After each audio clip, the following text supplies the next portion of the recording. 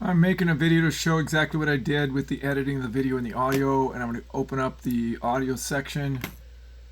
I have extensive wave filters for audio, and this is how the slope of the audio was modified. Got rid of road rumble, and this seems to bring out the voices a little bit better in the frequency.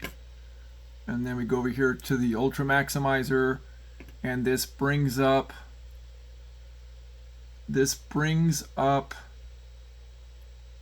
low end, like the troughs in the waveform, and it gets it louder. It just allows it to just be more audible. And then the other thing I did, I want to show,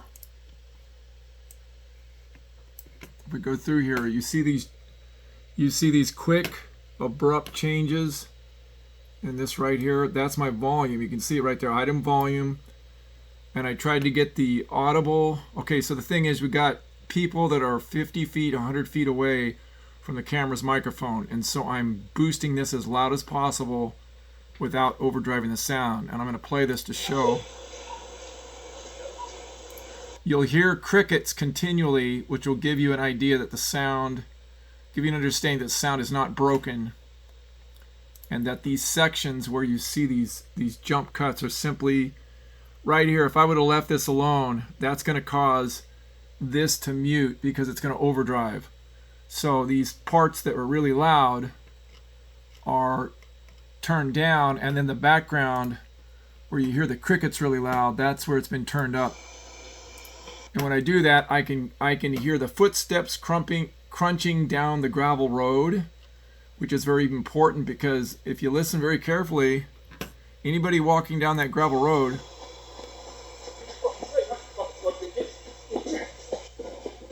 you know they're walking down that gravel road. So when we go over here to where the fire begins to do its thing, where it starts to burn, we're over here at 1:30 a.m.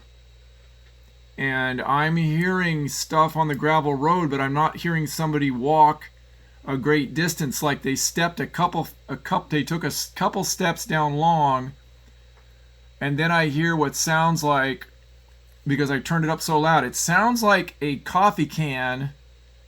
It sounds like a tin can or a coffee can that is empty that was tossed over a fence, and then you hear the whooshing of what sounds like a fence with somebody's tennis shoe scraping along the fence like they're climbing the fence. And I get that sound. I first thought it was bushes, but there are no bushes at the 104th Street side of the fence. There are no bushes there. There is just that chain link fence. So it's possible somebody jumped over that fence. And that's why turning up this background as much as possible could be very helpful. I had originally thought that nobody jumped that fence because it's got barbed wire at the back.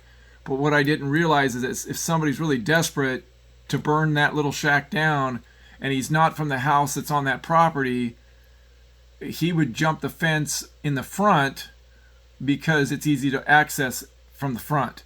And that's consistent with somebody taking a couple of steps into the gravel that's on the side of 104th, not necessarily down Long Street.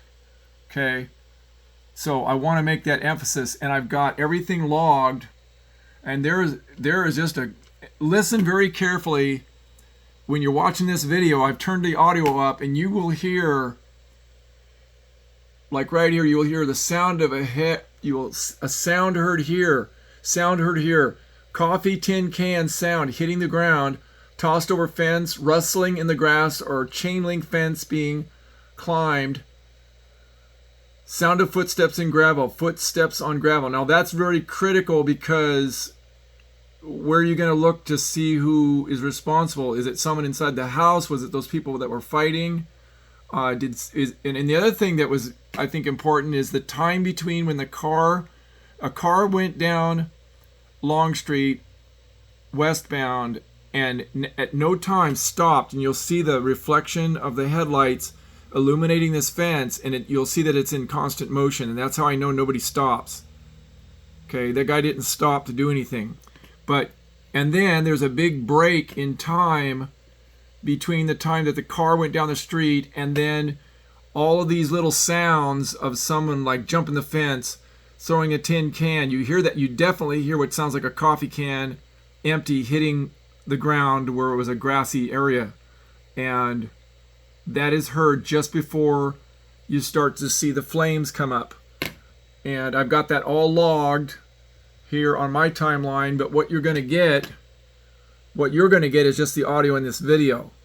But if you download Reaper and I give you this entire file, you can get my log file of exactly where everything shows up on this audio file. So that's something you can do. And you want to download Reaper and receive that. But the problem is you're not going to get all these Waves plugins. And I'd have to shut these off and then do the EQ with something else.